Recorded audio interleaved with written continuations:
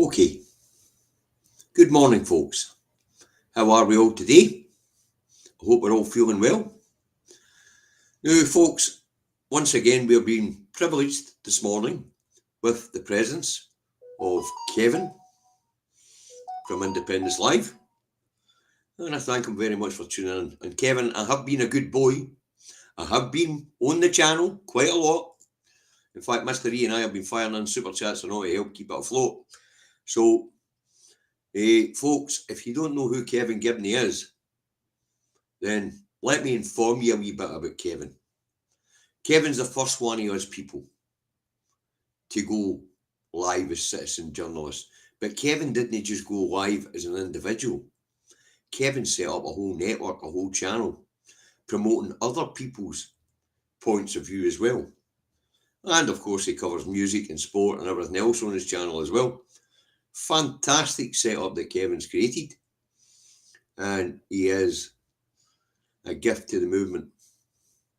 So that's a wee bit of background on Kevin Gibney, the man who set up Independence Live. Can't remember if it was 2012 or 2013 when he set it up, but it was quite early on. And we all have to be thankful to Kevin, because I don't think myself, Gordon, Ross, or any of the rest of us would be broadcasting today if it wasn't for Kevin's groundbreaking achievements. So we've got a lot to thank Kevin for. So we have. And I was on the Recce report last night, Kevin. Now, they two fellas need to get a grip. One programme for half an hour every 30 odd days. That's no on, Kevin. You don't have a word with them. I mean, I know they're just like David and I, a pair of old duffers giving their points of view. But hey ho, it was a good listen. So you need to pressure them, Kevin, to put out one a week or something. One a month's no good. Right. Well, thank you very much. Wake up and smell the rosemaries. Thank you. Okay, let's have a quick look who's in, and then we'll go on with it. Hi, Kirsty. Hi, Melanie. Hi, Ted Boy. Lorna. Good morning, Lorna. Hope you're well, my dear. Alistair. Wake up and smell the rosemaries. Aki's. Stephen Bankier.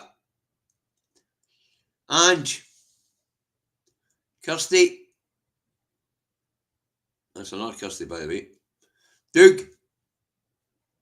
George. Harry. Rosalind. Hi, Lorraine. Spanner McTavish. Welcome, dear boy. Hi, Anne. Good morning, Sir Larry the Cat. I really enjoyed your Angela Rayner video yesterday. Very good. Good morning, C.L. Sutherland. Morning, Stephen Kelly. Morning, Lorna Shields. Eddie. Hootsman. Desiree. Mr. Milligan, I see you're there as well. You keep your trap shut, Ramona. We'll need you tomorrow morning. All right. So keep stewing and keep sipping away your tonics. Hey, Geordie, 317. John Baxter. Hi, Neil. Jeanette. I think we've got you on now. Hi, Peter. Right, let's go on with this. We're up over the 100 mark. Always surprises me how many people watch this programme live. Right.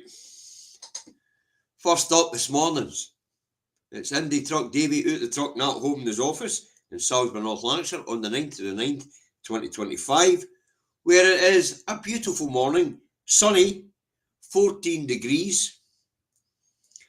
High for today will be 18 degrees. There is rain in the forecast. No, there isn't, sorry. Let's get that right. There's no rain in the forecast. So take a brolly with you because it's going to piss it down. All right. Wind speeds gusting up to 30 kilometres an hour or 18 mph. in old money.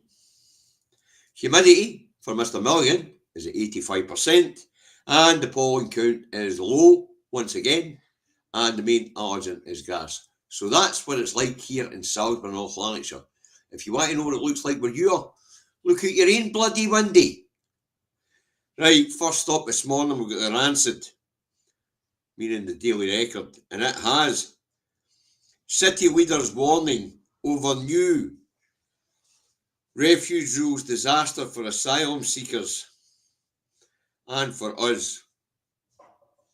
Now what Susan Aitken, the leader of Glasgow City Council, is saying is that when they start kicking people out of these asylum hotels, if they don't have somewhere to put them, they're likely to gravitate north, where they'll get a better reception. They won't have people screaming in their faces, telling them they're no welcome.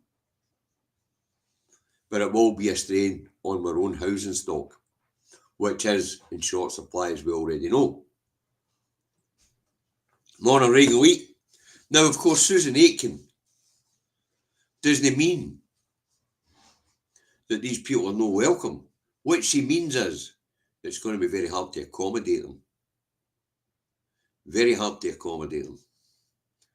As those in the House of Thieves and Carpetbaggers, better known as the Palace of Westminster,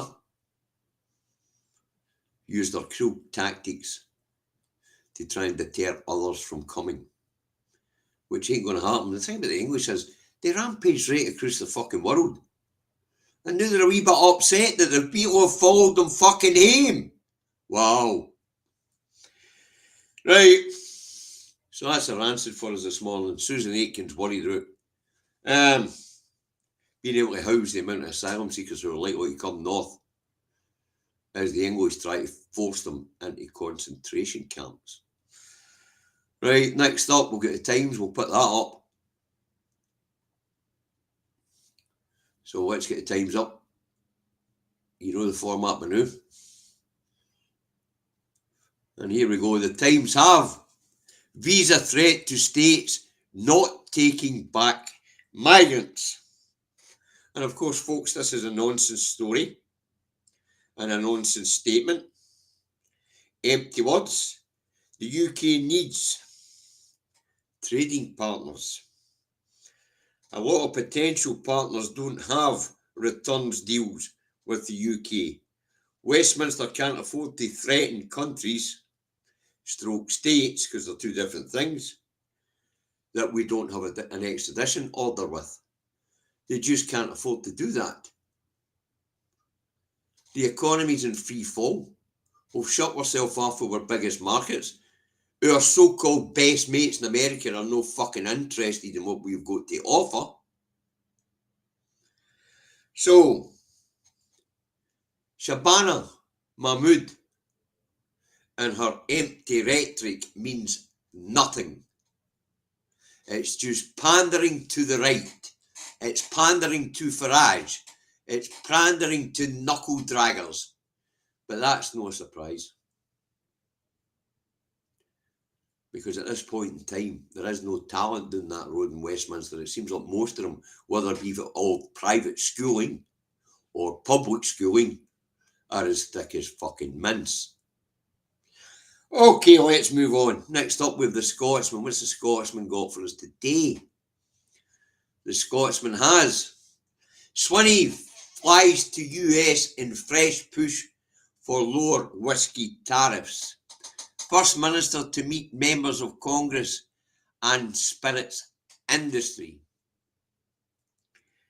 So, this ailing SNP government, who are under this so-called distractionary politics by pushing the independence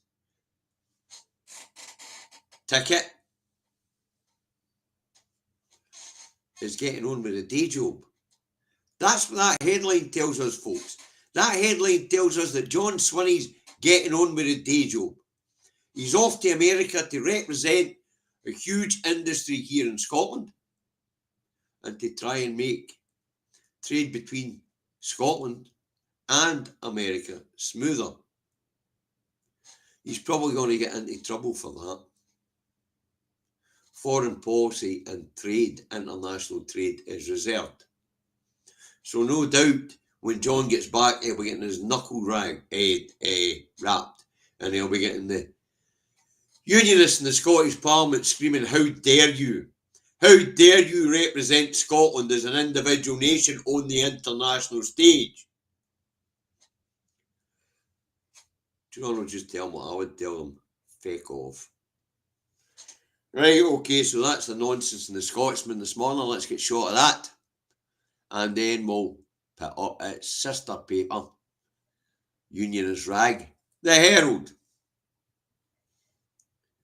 And what's the Herald got for us this morning? Charity and call for honesty to tackle Scots child poverty. Now, the Herald's calling for honesty in tackling Scots child poverty. New approach needed, says boss.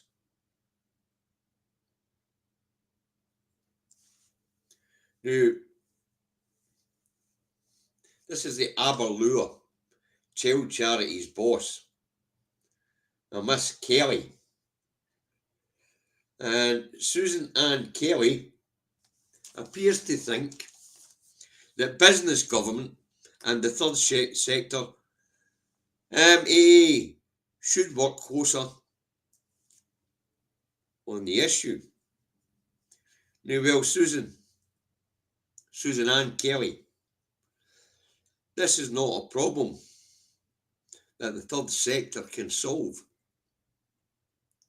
If it could, there would be no need for the third sector to exist. This is a problem for government to solve. See, there's a reason why we call charity a failing of government. It's because charity should never be needed. And Miss Kelly here is angling to put herself and the rest of the third sector out of business, which wouldn't be a bad thing. So, calling on business, yourselves and government to work together, that's not how it works, Miss Kelly.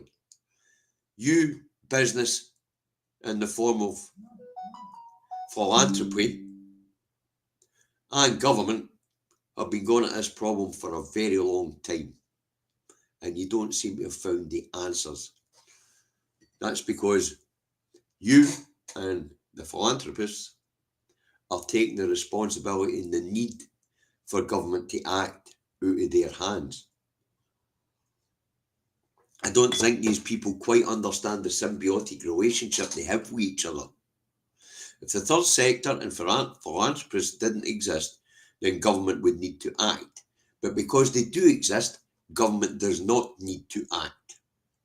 Them's the facts, folks. And we are just as guilty as everybody else because we know that government won't act. And that's why we as a community act on behalf of the government or instead of the government. That's how it is. But it would appear that Sally Ann Kelly of the Aberlour Child Charity doesn't quite understand how the symbiotic relationship between philanthropists, the third sector and government works. As long as they two are willing to step in to fill the void, government does not need to act. It's no rocket science, folks. It ain't. The need for charity has always been a failing of government. There should be no need for the third sector or for private wealth to step in to fill the void. But because they do, the government does not feel the need to act. Okay, let's move on. Right, next up we've got the Tory graph. What's the Tory graph got for us today? That's a red and blue Tory graph. Right, let's get this up. Thank you very much, Lorraine. No hungry child on our watch. We're trying our best. We're trying our best, Lorraine. We really are. And you guys are making it possible. Right. Here we have Badenoch to Starmer. I'll help you cut welfare. Labour refuses Tory leaders' offer to work in national interest. In national interest. It's in the national interest to impoverish more people, apparently, according to Kemi Badenoch. Now, when we talk about voting the wrong people into fucking public office, this creature is a prime example of it. Impoverishing people, according to Miss Badenoch, is in the national interest. So let's sort that headline out, shall we? State lackey encourages other state lackey to work together to impoverish more people. And the reason why I said state is because it's not a fucking nation.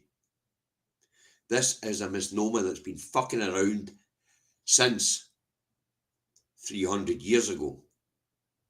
Plus, the UK is a state. It is not a nation.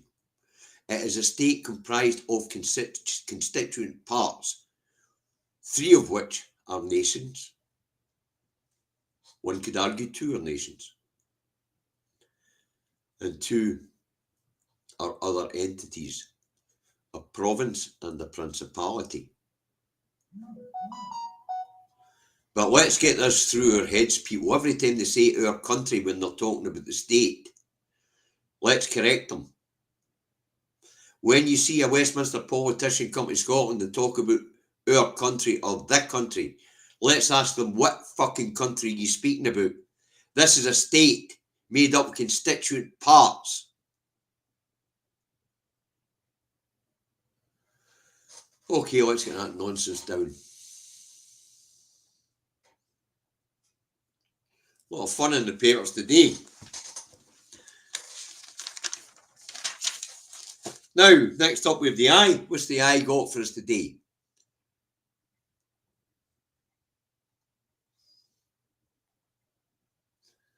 Let's get this one up. Hi, John. Good morning to all my indie friends. Remember, we, the people of Scotland and our country, are owned by absolutely no one but ourselves. Absolutely correct, John. Absolutely correct. Right, now what's the eye got for us this morning? Labour left plots revenge on Starmer.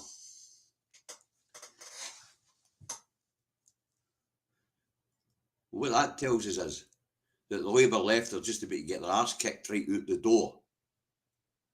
And that will continue until Starmer no longer has a majority. But as long as he can keep a majority, he'll be quite willing to kick these groupings within the party, which is causing civil war within his version of Labour. He'll kick them out the fucking door. As he has done with many, including 250,000 members of the party, who he told that if they don't like the way he does things, there's the door. The most fascist thing I've heard in politics in a very long time. But we all heard it, we all seen it. And people wonder why I call the man a fascist.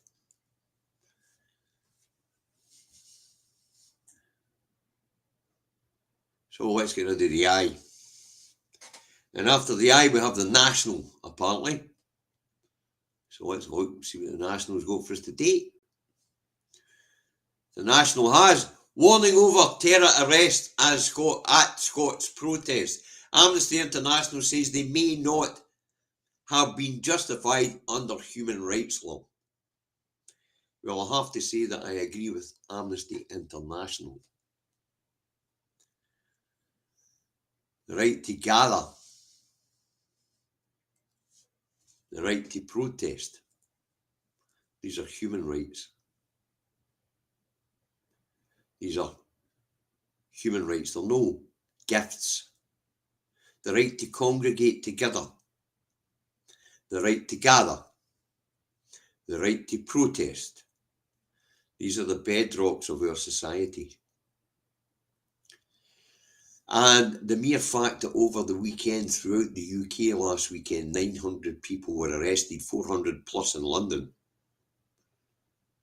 for showing support for a direct action protest group is a bloody outrage.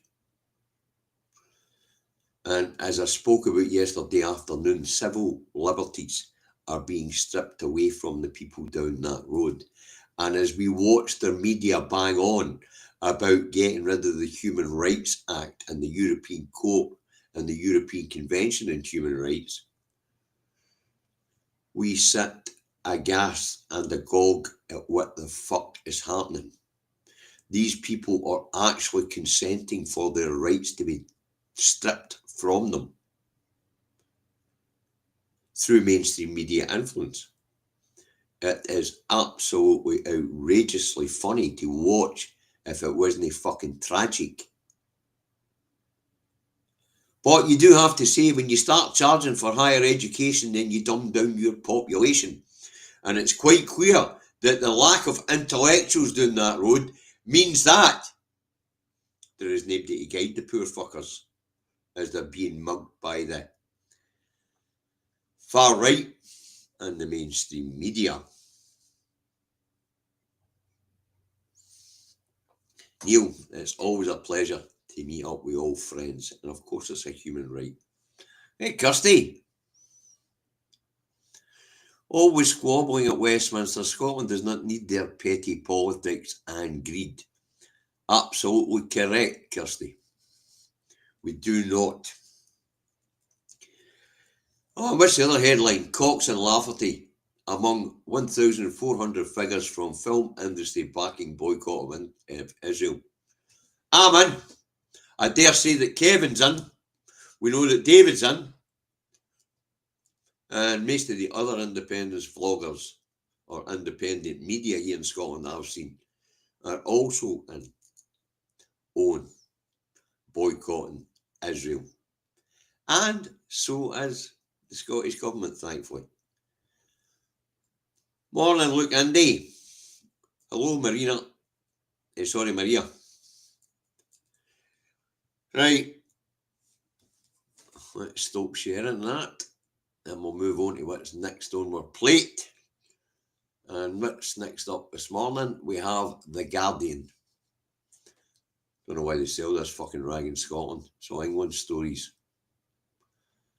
Anyway, revealed Johnson traded contacts for business deals. Now, according to leaks for Johnson's private office, he has been trading on the contacts he gained as Prime Minister to make money. There's nobody surprised about that. When it comes to thoroughly disreputable characters, Mr. Johnston there, Bojo the Clown, was up there with the best of them. Farage, Trump, Putin, Johnson. And you can add Starmer to that list and on.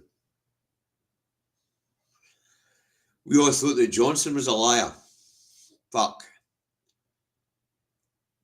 Sir Father was a tool maker. Sir Kid Starver. He makes Bojo look like a fucking amateur. That's for sure. And he's definitely up there when it comes to charlatans, along with Farage. I'm surprised he's not giving Farage better competition.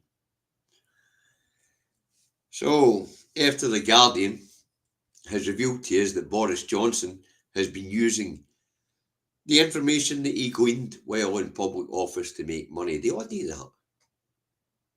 In fact, just getting into Westminster when you leave is a ticket to sit on the board of many, many businesses. Many, many businesses. Right. Next up we have The loony right-wing rag the Express. What's it got for us this morning? That ought to be funny. Shocking toll of 500,000 sick days at tax office.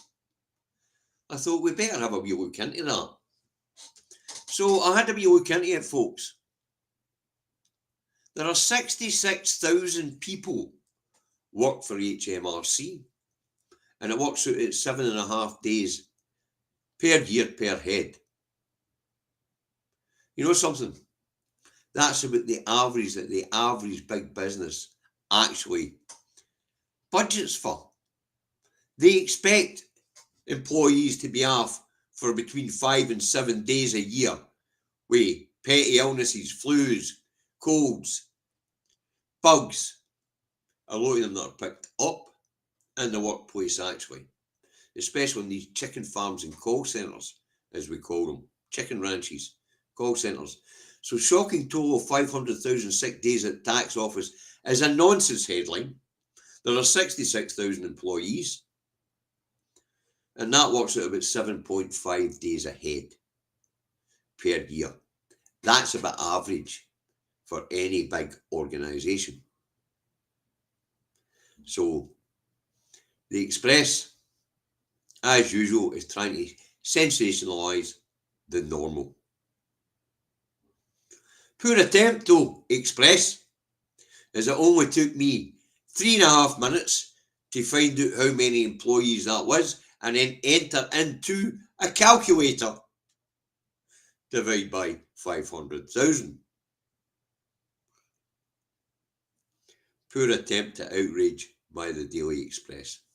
Very poor attempt.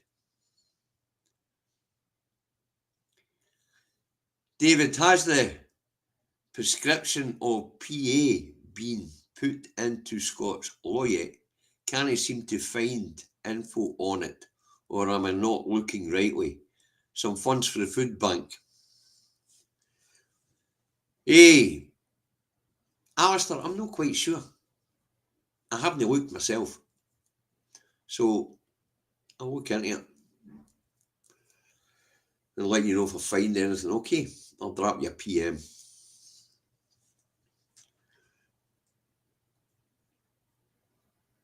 Right, let's get rid of the Lunar Raggy Express. Next up, I think it's the Daily Fail. The two right-wing loony rags, one right after another. That would be a bit right, eh? Oh, here we go. Scottish Daily Fail.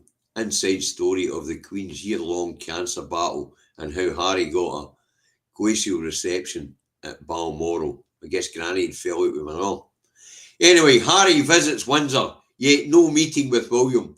Just 7 miles apart, but there's still a chasm between warring princes. Warring princes? Just 7 miles apart, but there's still a chasm between warring princes. Well, you get right, don't you? What we've got here is two half-brothers that don't get on. Two half-brothers that look like their fathers, their respective fathers. And we've used to fill in the blanks on who the respective fathers are.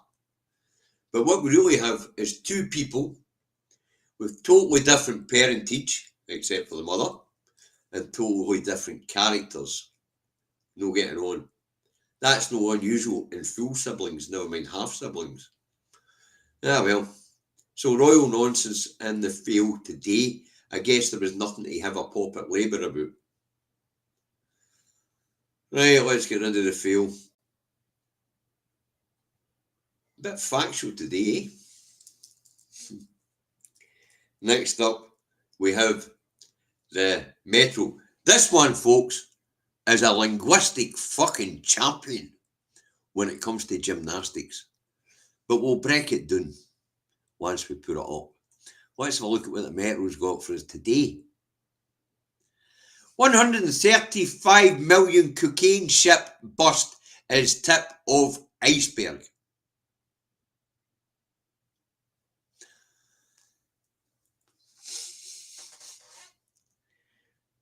underfunding lets hundreds more.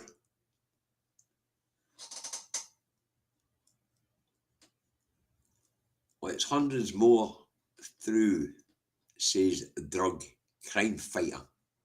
Let's break the mental gymnastics and linguistics you have to get to this fucking headline.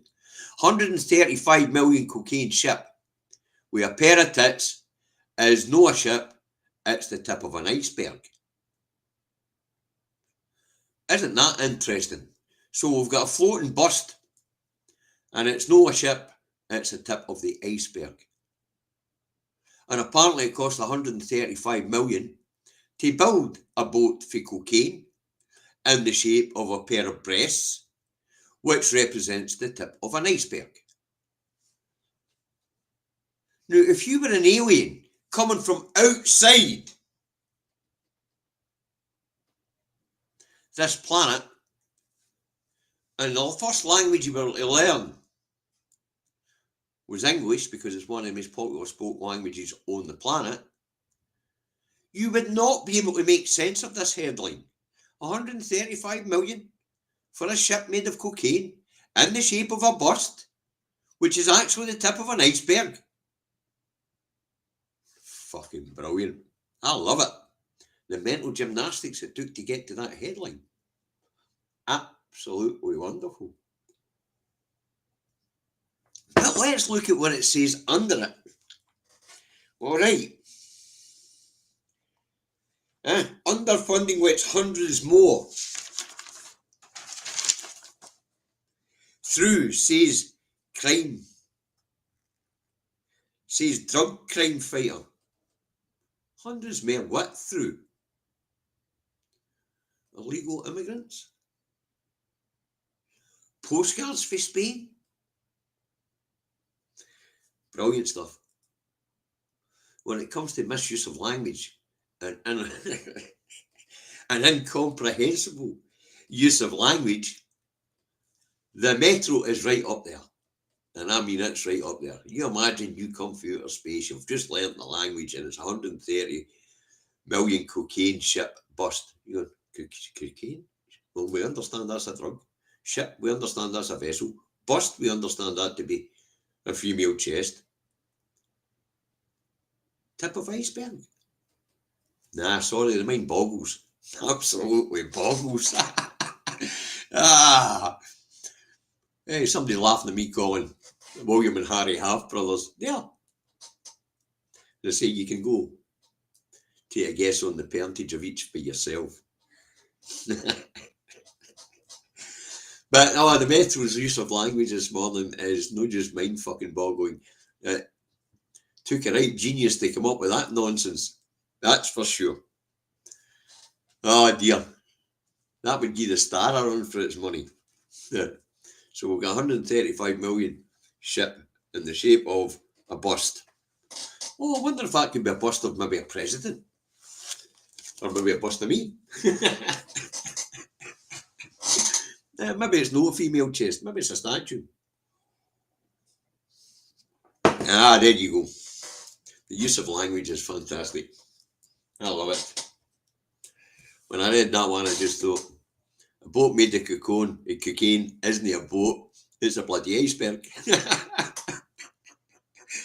Absolutely brilliant. Well, you know, the iPad's been shut off, folks. You know what that means. That means it's time for the Star. What's the Star got for us this morning? I'll tell you, it's not going to beat the linguistic gymnastics that the Metro went through this morning, that's for sure. So let's see what the Star's got for us, shall we? Bling Oval Office fake. Fool's gold.